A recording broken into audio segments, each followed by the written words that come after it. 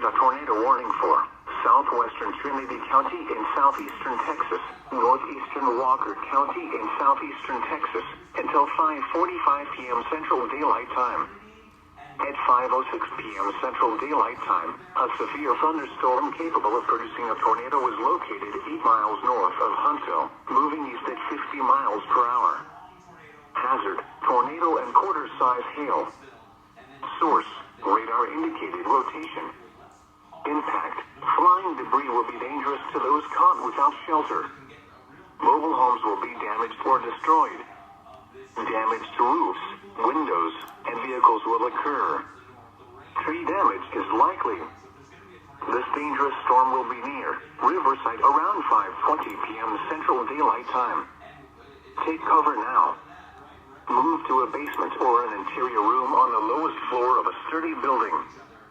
Avoid windows. If you are outdoors, in a mobile home, or in a vehicle, move to the closest substantial shelter and protect yourself from flying debris.